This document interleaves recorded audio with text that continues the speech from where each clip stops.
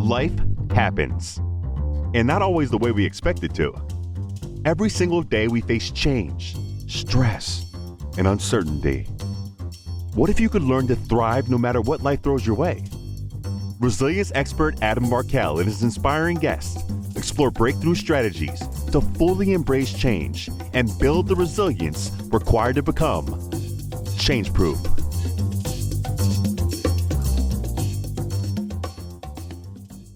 Hey there, change-proof listeners, change-proof family.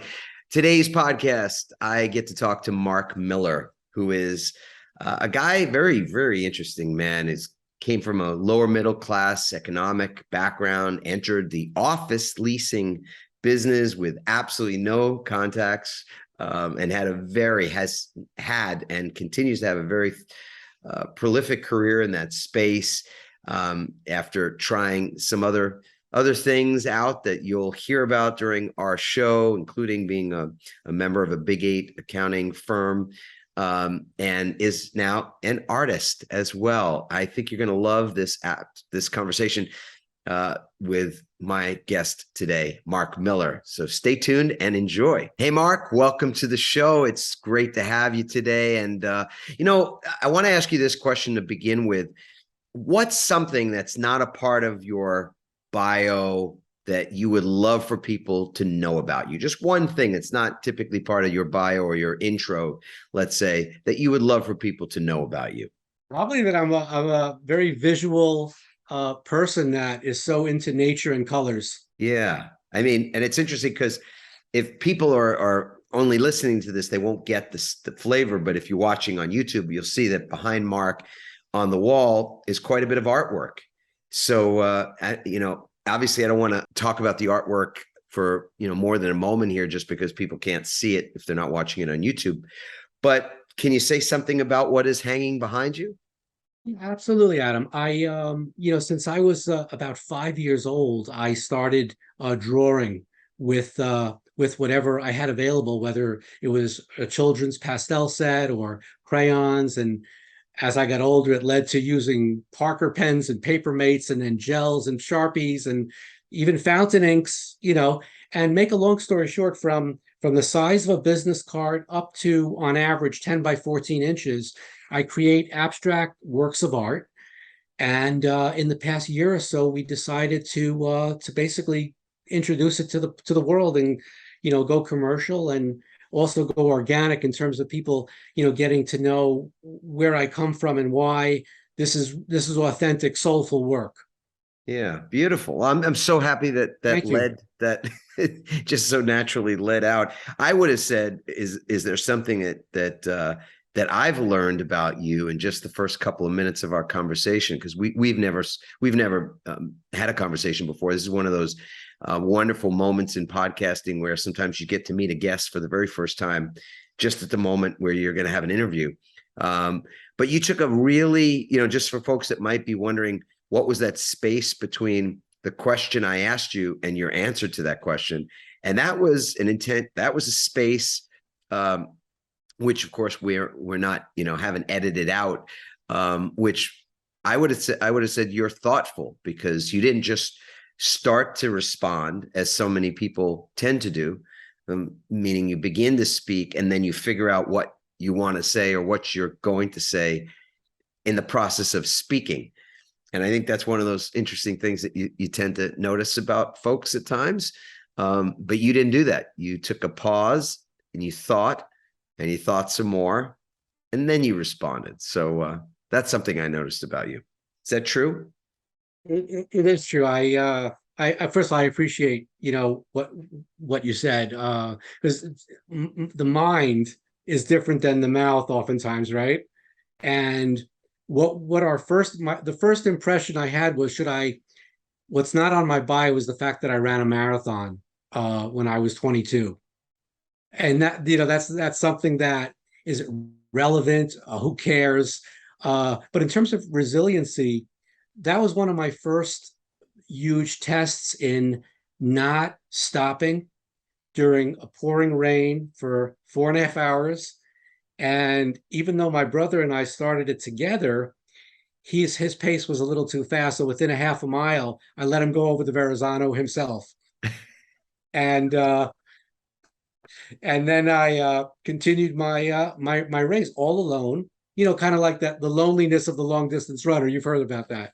Sure. Sorry for the shaking.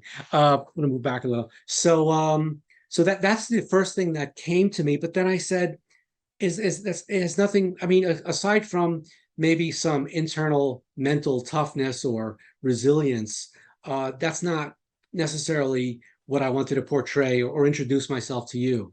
Yeah, no, that makes sense. I was thinking my brother is the runner in our family too. I mean, I don't think I could finish a marathon at the moment, but let's just say for argument's sake, I could finish it. Yeah. He would probably have left me in the dust within a half a mile, and I'd let him go over to Verrazano all by himself. Exactly. Just Exactly. like you. Um, well, your career is quite a bit different than what people might somehow in this moment, be thinking it is based on what your first answer was anyway, because your career hasn't been about art or about artistic pursuits, even though that is a part of your journey at this moment. So we can certainly talk about that too.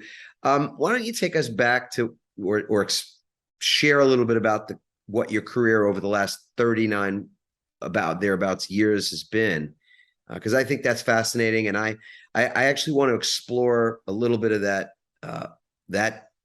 the contours of that space with you today, given the environment that we're all living in. Absolutely. And I was the last person to jump into office space or brokerage or any type of field like that, because again, there was no one in my home that was involved in real estate. My brothers were becoming accountants and CPAs and the rest, and I was the youngest of the three of us. And by the time I was 15 or 16, I just had my eye on the big eight. Now it's big four, as you probably know. And Accounting it was firms for folks accounting firms. for Oh, people, anybody that may just not know what that whole thing is. yeah. Yeah. Now they have HR and consulting and God knows what else, but you're absolutely right. Primarily accounting. So I think my first test, if you will, as an adult and as a professional, came 8 months after killing myself to get the job when I was canned. And it was just because they saw that even though I struggled and I raced through college to get this job at before the age of 20, the field was just not for my personality. My personality is not just for sitting and doing tick marks and checking other people's records. It's more getting to know people. It's more research. It's more thinking.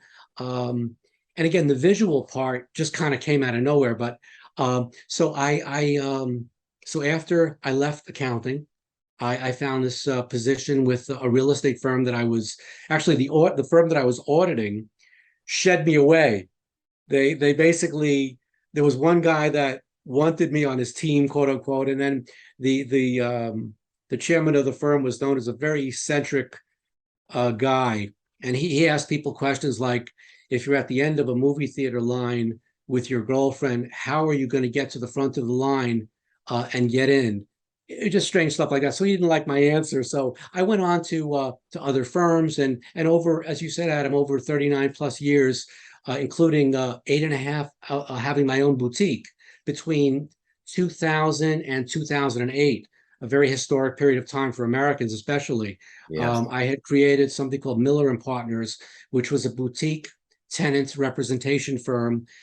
And I did that 19 years after starting in the industry because, again, the integrity was lacking at my old firm that I had become a managing director of.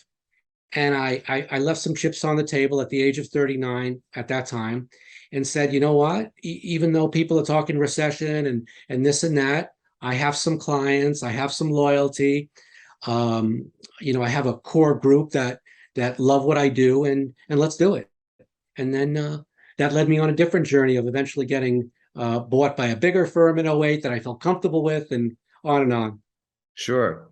And it's interesting because that space, the multifamily space, the landlord tenant, area is very much, it is relevant today.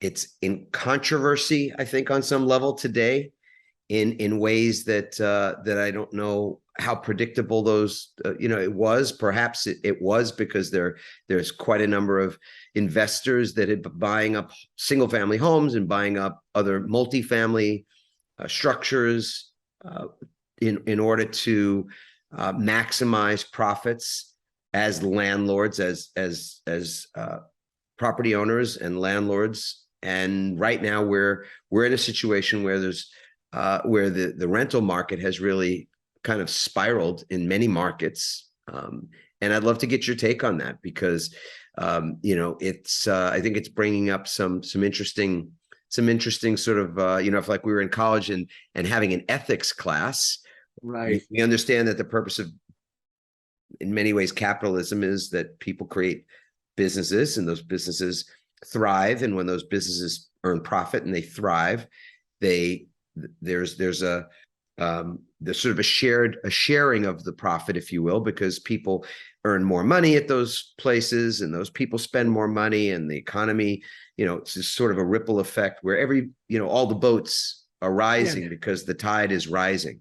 Right. I mean, and yet, there's another story of capitalism that tells some other kind of a tale. So I guess I'm trying to, leg into this conversation today about resiliency, but more from the tenant side.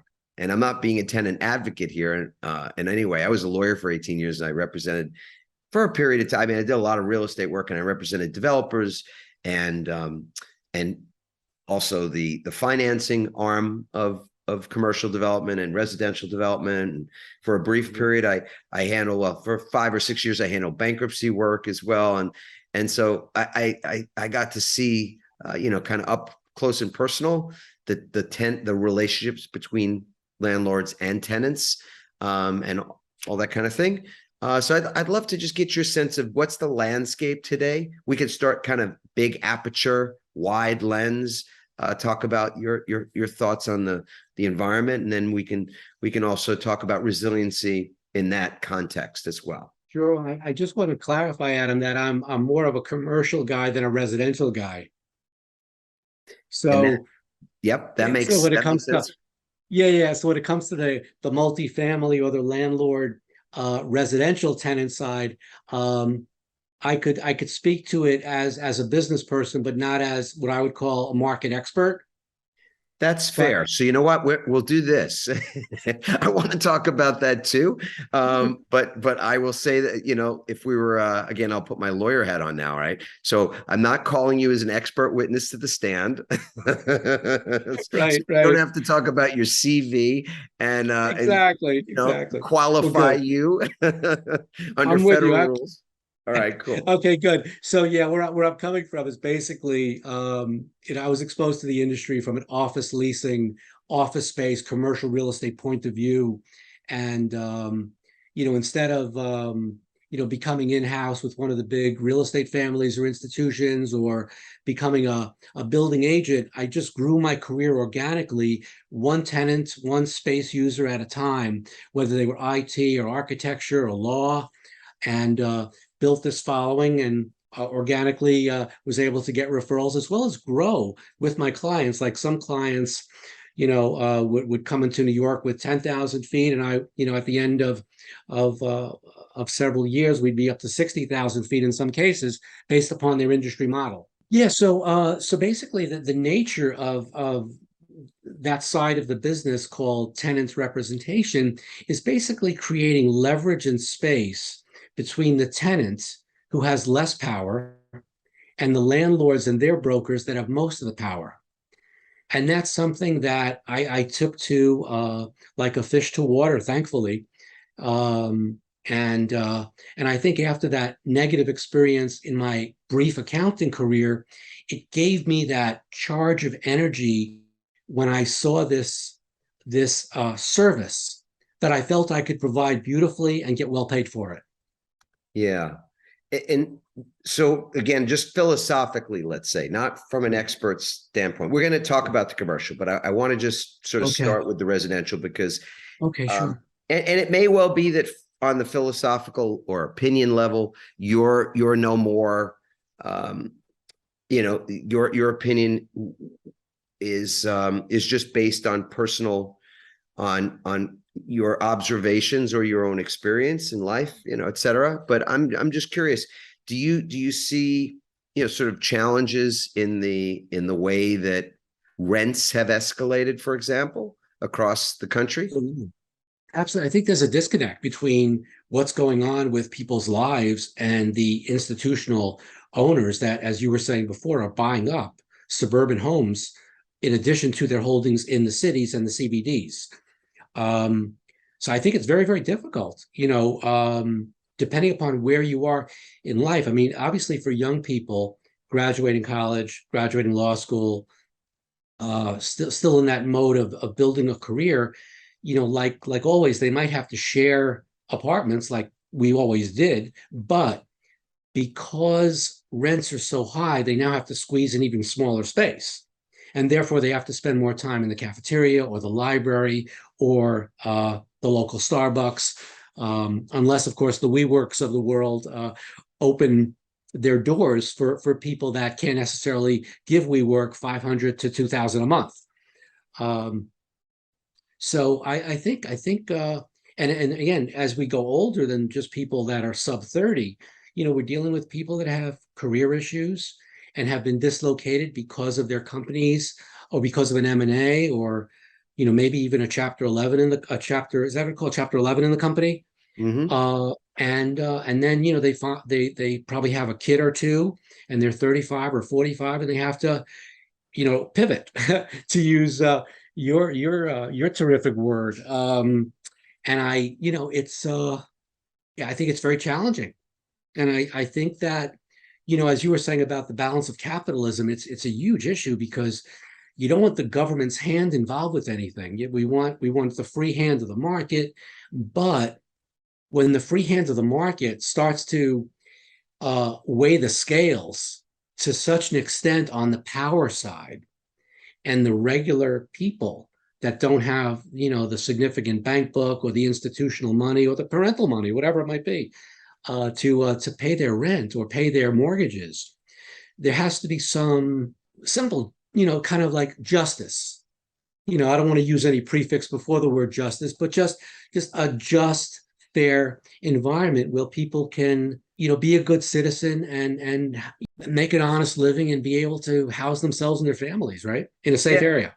And have access to the American dream, which I Right. do believe is still alive and well, or alive Yeah. anyway, and something Yes. that we want. I mean, I certainly want it, not just for myself. I want it for my kids, my grandkids. I want it for everybody's kids and their grandkids, or Yeah. or whoever, because that's the great promise of this nation, is at least that's my philosophy about it. Oh, I And agree. that's the Yeah. promise to all of us, not to some of us, not to just the privileged or just the powerful or just the rich. Right. So the cost of admission, I mean, look, we've seen it in so many areas, not just in rents. I mean, good grief, as you and I are speaking, there are sports championships going on right now, and playoffs and things, and just the cost to take your kid or to take a family or to just go yourself, go with a friend to a ball game is pretty exclusive in terms of Yeah. what that cost looks like. So No, absolutely, absolutely. I mean, it's. I think it's a challenge of any. Well, again, capitalism is the worst system unless you compare it to all the others, right? for sure, I mean, You've that's heard of that. yeah. Exactly, of course. So I think that it's a matter of of who are we trusting? Who does the common citizen that isn't running for political office right now or isn't necessarily on their town board or whatever, who can you trust? Who will listen to you and then try to make, it's all a matter of problems and then solutions, right? That's one of the reasons I've always been into reading self-improvement literature and other things, because I realize that if I can gain wisdom from people that have lived much prior to my being around or my needing that wisdom. I don't have to make so many mistakes myself. Yep. So there's a lot of lessons, a lot of lessons. Well, maybe last question on this for the moment, but I'd love to get your thoughts on, what do you see as the future there? Do you see there being a swinging of the pendulum in some other direction? Do you have any thoughts on where this is headed? With housing, you mean, or with Yeah, I mean, residential? specifically with the housing end, and we're going to switch Yeah, over. I want to talk about commercial sure. in a different context, but similar. I think I see more of a trend going toward the micro apartment developments, and that's why even micro hotels are huge too, because everything from construction to engineering to all of the ancillary services that go into renovating or building is so high. Everything's just crept up, even prior to this new dose of inflation. I believe that landlords, in order to capture a certain amount of steady, long-term revenue business that they don't have to necessarily replace every 9 months because someone either, God forbid, goes bankrupt, loses a job, etc. I think they have to go smaller and more affordable with more services within the buildings or within the structure so that people can have that huddle, that gathering space somewhere else outside of their 300-foot or 350-foot apartment or small townhouse, very small. Right. Well, So that's one trend. Yeah. I love that, and I think that's a great trend to. Will you define the micro space just a little bit for our listeners as well? Sure. Microspace basically means the landlord is offering a footprint or box that's smaller in size, more compact for each living area, but extremely intelligently laid out in terms of where the windows are in relation to where the bedroom, so to speak, comes out of the wall when you need that. When it's not coming out of the wall for sleeping, it's backed in, so you then have a sofa area for entertaining and a small kitchenette, because you're excuse me, you're not having dinner parties for 6 or 8 people necessarily. So I think that's what we're talking about, intelligent design. Right. On that. And then we're talking about developers and landlords being extremely sensitive to what is the population. Mm-hmm. Who are they attracting? Is it the new college grads to 35, or is it the 40 to 60 crowd, married or unmarried, or divorced and single again, or whatever it might be? Sure. Because the amenities, whether we're talking residential or empty commercial, Adam, nesters, or just any of them. Exactly. A lot of empty nesters, correct me if I'm wrong, do not necessarily want an environment that's going to exclude their grandchildren from playing in the pool. Exactly. Yeah. I mean, it's kind of interesting, some of these models of these development firms and their communities that just exclude children and grandchildren from staying over for whatever it might be and enjoying. But I think the amenity aspect from a commercial and residential point of view is going to be the wave of the future in terms of attracting the right people who could pay rent over a longer period of time and be happy in less space or in a different type of living arrangement. Right. And even sort of hybrid, a sort of a hybridization where living and working aren't necessarily so far apart. Yes. Or even where living, working, and shopping, where there's that commercial end of it, are also not so far apart. Exactly. I mean, that's what we're seeing a bit in the Hudson Yards development of West Chelsea in Manhattan, is that 24/7 attempt, by the related company to create that kind of an environment of the retail, of the tourists coming, of the office, etc., and of course people living there. Right, which is on some level, I guess you could say it's ironic, but it's just like watching history repeat itself, because it wasn't long ago. It was probably still during my growing up years that the norm, at least in the metro area, New York metro area, was that you did live in smaller units, mostly apartments. My grandmother lived in an apartment her whole life until she left the city. They had bought a house up in the Berkshires, Western Massachusetts, for a song, of course, back then. And that was the first house she ever lived in. But for the most part, all of her family, her four siblings that included lawyer, doctor, writer, etc. They all lived in apartments, where, on one floor was one family member and two floors down was another family member, and, interesting. And then you came out onto the street and there was, all the commercial stuff that had to do with that. What wasn't really part of that mix was the work part. And the fact that we're living in a world now where not only, as you said, gathering spaces can be communal, co-working spaces prove to be good businesses. But a lot of people are working in hybrid situations. Maybe they're not in the office at all. They're completely virtual. Maybe they're in this, blending 2 days in the office, 3 days away, et cetera. So everything is kind of up for grabs, it seems. But the one thing that seems to not be negotiable for me, I mean, in terms of just, I'm a researcher in terms of resilience. I do a lot of keynote speaking on the topic of resilience, but also on I'll keynote on work-life harmony-ish challenges and stress management and, that mental health and things related to resilience.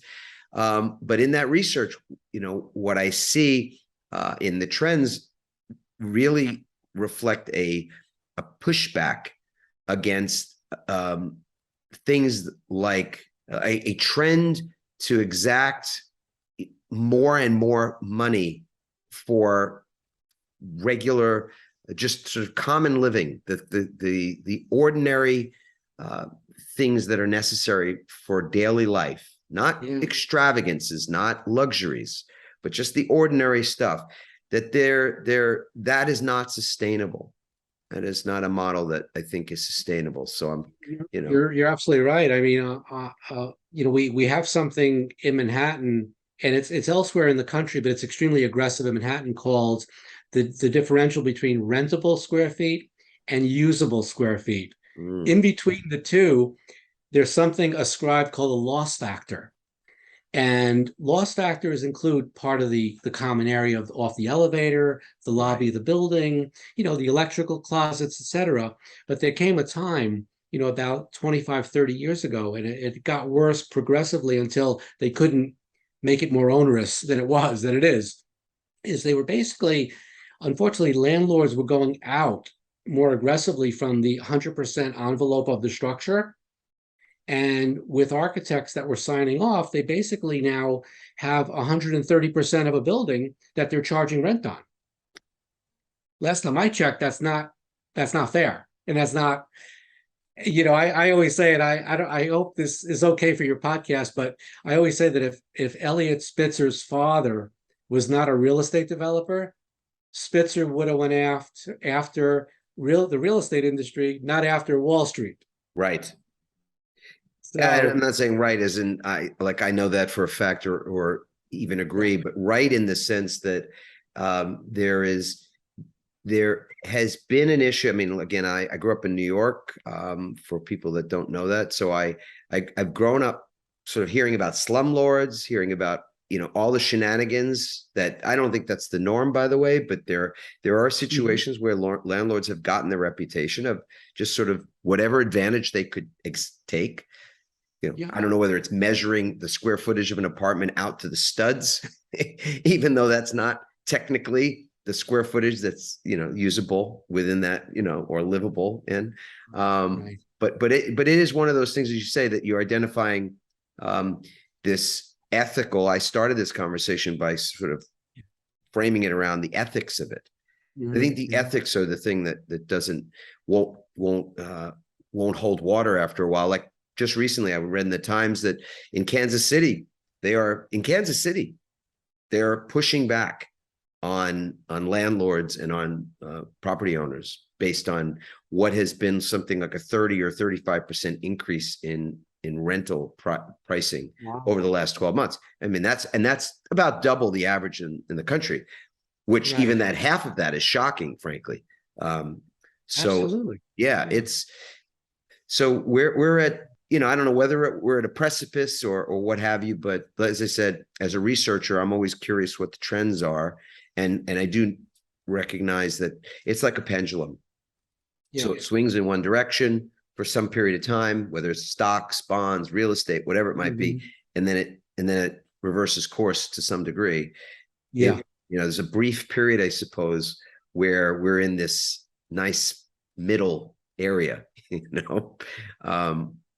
You mean right now we're in this middle area? No, I mean like when the pendulum is making. Oh, it will be nice. It will be nice, right? That we find ourselves in some zone of in the middle. But let's talk about what was that? Sorry. No, I was just going to say we're dealing with demography. We're dealing with a population that's growing, and we're dealing with a housing and commercial building stock that's getting older or getting demolished for other purposes. So it's like the supply of the people, of the bodies needing apartments and homes and places to live, or especially, are growing always. That's the nature of life, right? People have children.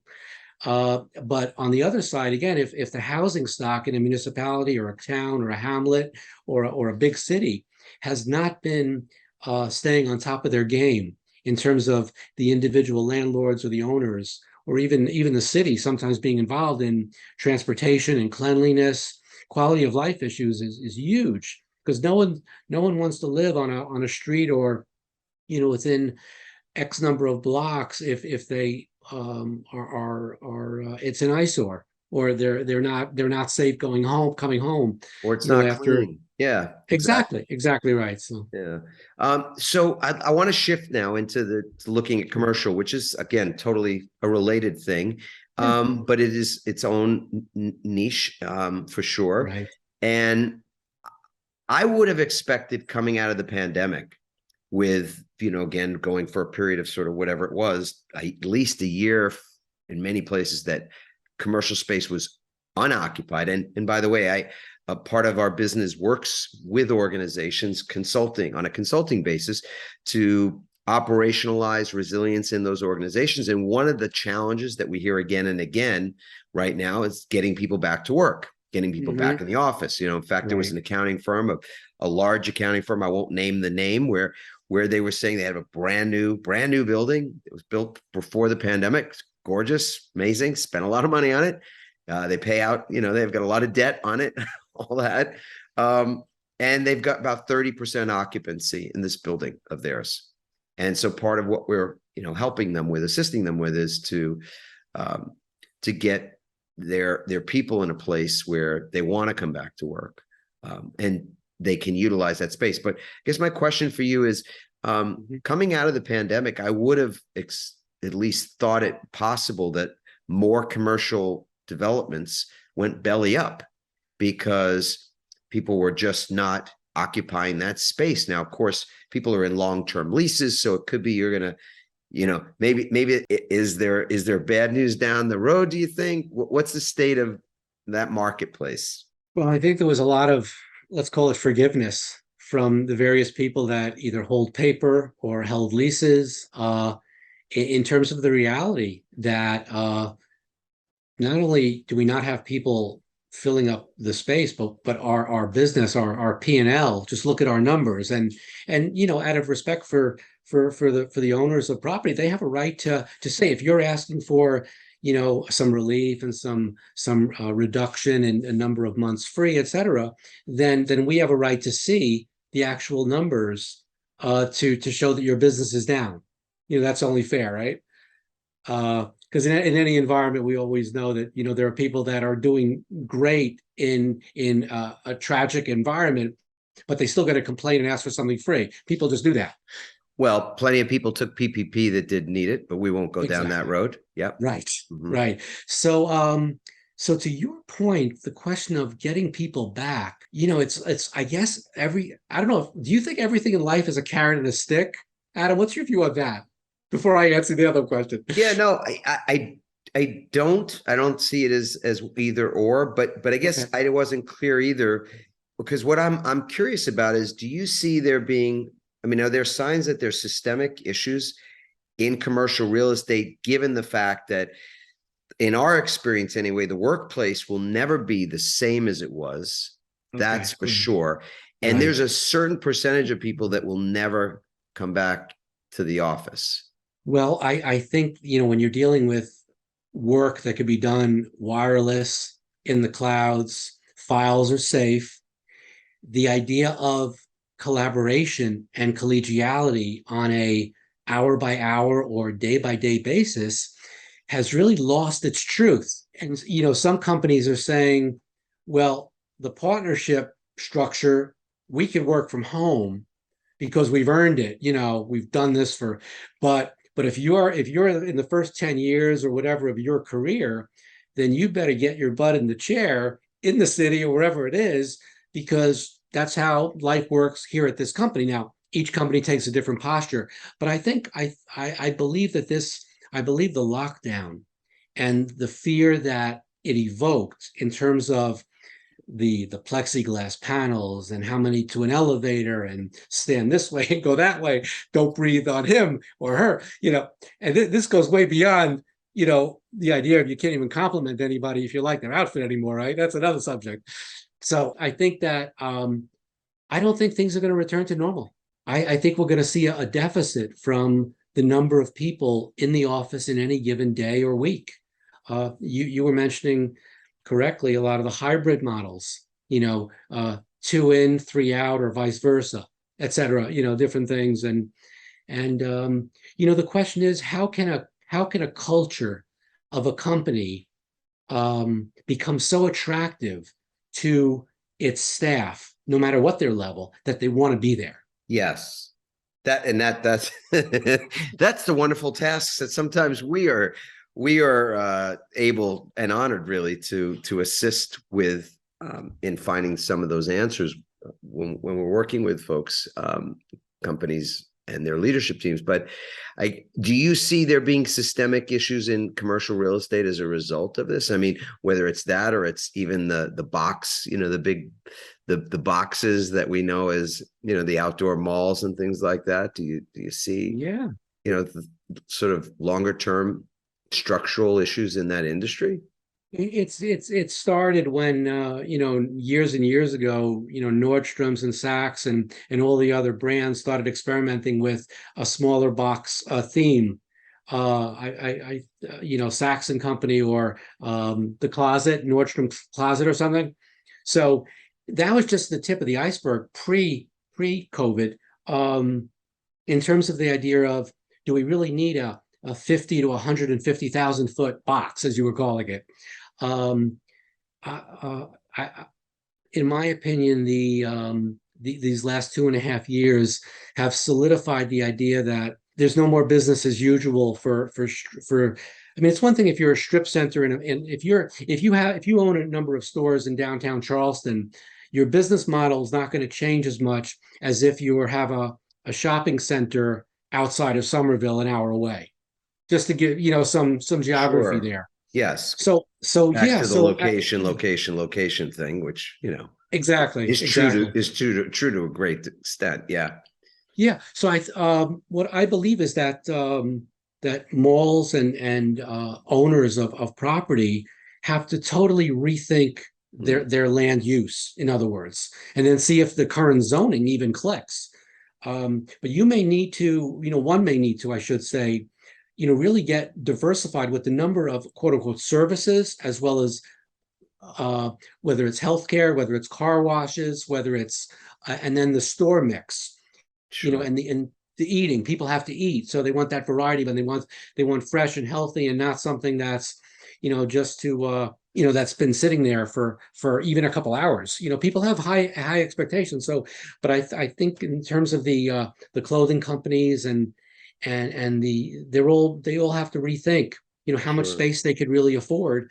And this goes back to then the landlords have to say, well, who's going to fill in the rest of my space? Do I build a residential component in a vertical or horizontal mall, which is secure, separate, but has access to the all of the other things to make it more lively, etc.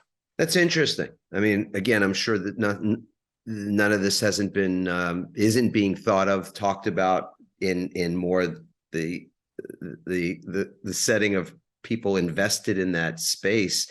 But it does strike me as sort of intuitively more than interesting, but maybe even really on point, because if malls go dark, if boxes go dark because there aren't paying commercial tenants for those spaces that make sense, repurposing those spaces in a way that, you were talking about those micro spaces. So, there's a kind of a trend before the pandemic of tiny homes, and that idea, and tiny homes makes a lot of sense for a lot of reasons, but it still means putting a home on a piece of land. And a lot of people can't afford the price of admission. The land itself, let alone the expensive cost of a tiny home. These are not cheap structures either. As you might have imagined, it's not like building a lean-to or a tree house. Just get a quote and you'll know what I mean. But utilizing space that might otherwise have just outlived its optimal use. For example, I don't know, is there a lot of vacant space in Manhattan, let's say, as an example, vacant office space? Do you see that trend increasing as leases come due and they may not be renewed? What's your thoughts on that?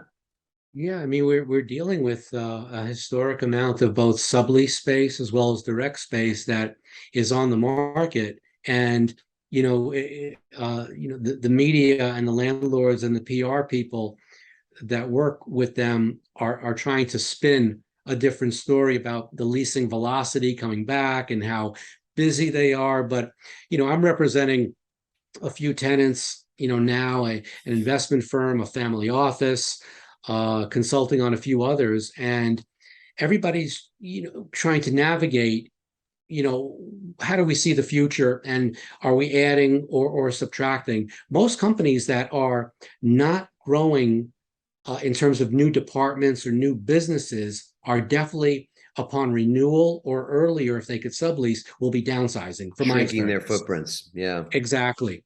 And that, I think, as on a long-term basis, it's a very serious threat to building owners. And we're already seeing a lot of some of the formerly office space being converted into the gathering. No, not residential yet. No, not yet, but into those co-working. Well, into the co-working and into the amenity space. Got it.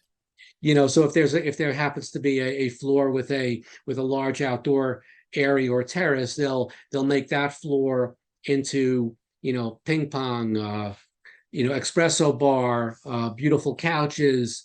There's one landlord by Grand Central Station which rebranded into an office building, almost like a Beaux-Arts hotel.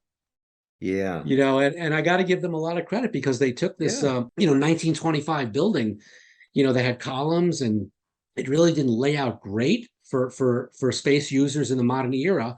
But the way they started building out their space, stripping the columns to the metal, bringing up the ceilings as high as possible, not dropping them, obviously, which is also moving away from carpet. We've been seeing a lot of carpet disappearing, having polished concrete, right, or some of the faux wood materials as flooring, which is cleaner, more hyperallergenic, etc.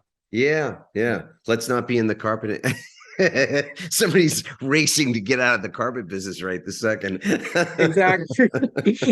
By the way, Adam, everything I'm sharing to you is totally proprietary and trademarked. Okay. Yes, of course. We'll have that. Yeah, exactly. Very, very fine print in the show notes. Unbelievable. It's so fine, you would not believe it. That's right. You would not be able to even read it. In fact, it's so fine. Marc, I have so enjoyed this conversation. My last question for you just is really about your personal. I'm going to switch gears entirely. Okay. I would love to get either your definition, your own personal take on resilience, this word, or something about how you create resilience, whether it's through habits, rituals, practices, etc. Pick either one of those, or both if you like.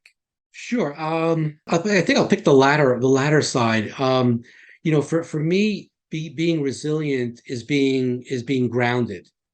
as I've matured in my life to where I am, it's been a philosophy of believing in a higher power.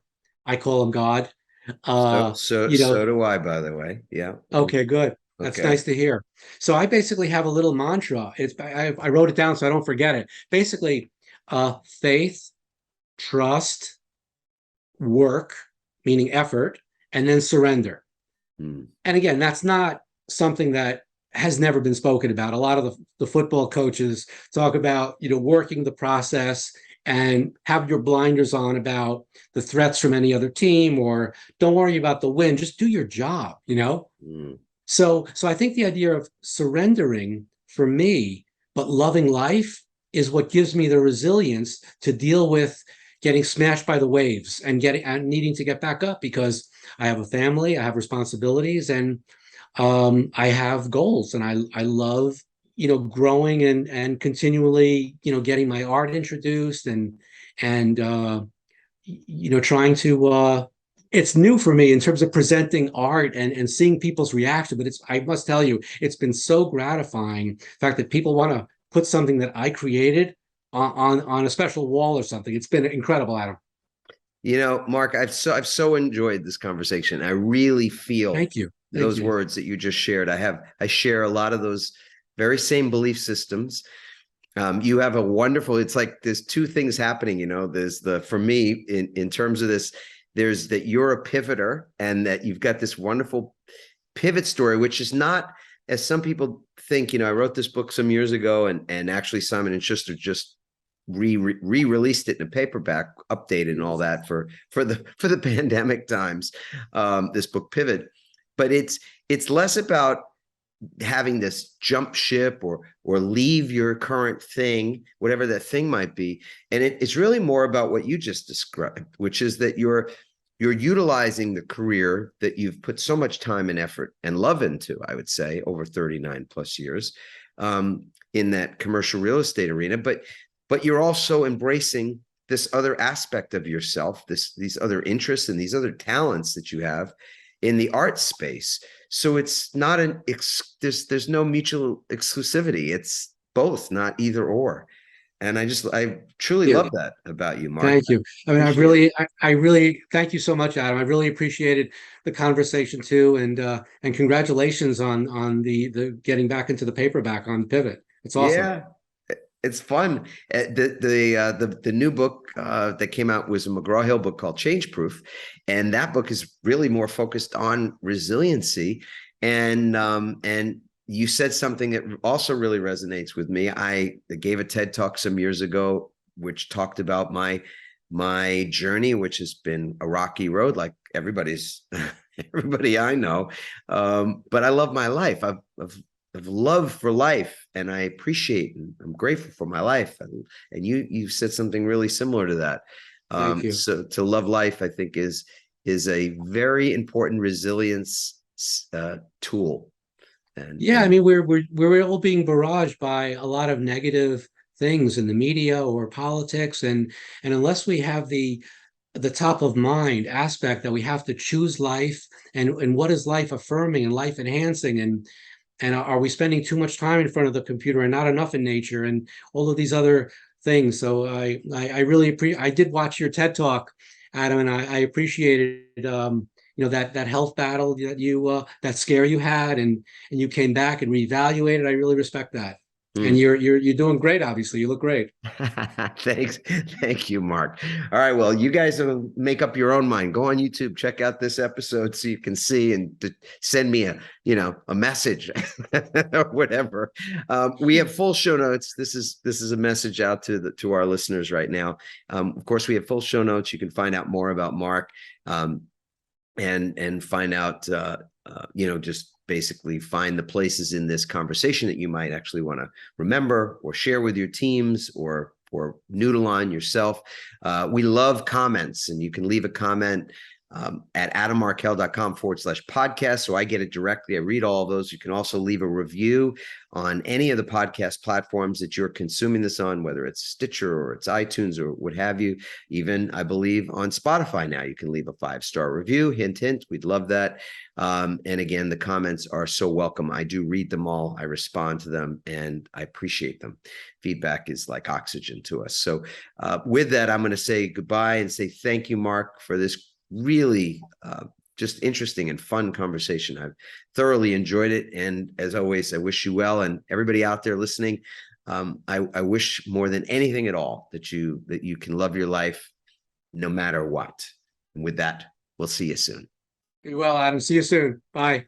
Thank you. Well, I don't know about you, but I totally loved that conversation. And I don't even say I don't know about you. I'm positive that you enjoyed that. And the conversation that I've had today with Marc Miller was very, very interesting. You know, just the trajectory of what we spoke about, everything from the housing climate that we're in right now. I could call it a housing crisis in many ways. Inflation is just a word, but the reality is that people are being adversely affected by the price of rental, their rent in the residential space. But there's also a lot that is happening in our commercial space. And what was quite interesting to me was not just that we spoke about sort of the ethical bounds of both the residential real estate environment as well as the commercial one, but this interesting opportunity that exists in a hybridization, if you will, of those two spaces, and talking about micro spaces in particular, and where there's even opportunities for developments, residential developments, to really embrace the work life scenario and relationship in ways that have never really been thought of before recently, as well as where the commerce comes in. And we spoke about that from an ethical standpoint, from a standpoint of economics, from a standpoint of identifying trends and where those trends are taking us and where we've been and what signs we see ahead of us. We talked about Marc's own pivot story and his transition from being in Big 8 accounting to the work that he has is currently doing, has been doing for many years, as well as the passion project that has turned into a business for him on the art side, an element of his life, a part of his personality, talent that he probably didn't know he had until recently, or was inspired to share that talent with the world. Fascinating and just I think something that we can all take away, learn from, share with others. So I hope, in fact, that you get so much out of this episode, have gotten, and will share it with many other people. Of course, we'd always love to learn more about you. So you can feel free to send us a message. You can go to adammarkel.com/podcast. It's a great place to leave a message, leave a comment, etc. You can always send us a direct email at team@adammarkel.com. You can do that as well. And if you've not yet gotten your own resilience score to see, because we talked today about resiliency, about personal resiliency, as well as resiliency in those markets, those residential and commercial housing markets, and other aspects of that that I think are really in a state of flux right now. Resiliency is a key element in everything. How resilient are you mentally, emotionally, physically, even spiritually?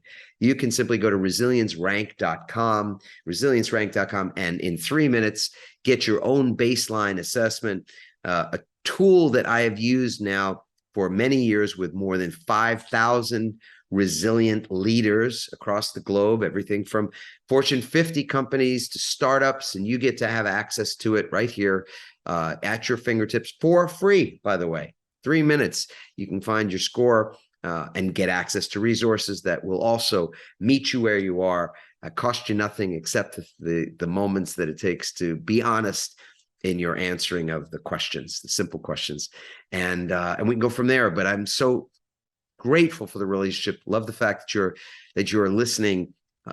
Look forward to not only you doing that, more of that, but also sharing it with other people that might benefit from hearing the message that comes through on this show. All right. Well, you be well. And thanks so much again. Thanks for listening, everyone. We hope you now have even more tools and greater insights to build resilience and become change-proof. Help us inspire others by sharing this episode and leaving your comments over at adammarkell.com/podcast. For more resilience tips and strategies, including support for building change-proof teams, visit adammarkell.com/become change-proof.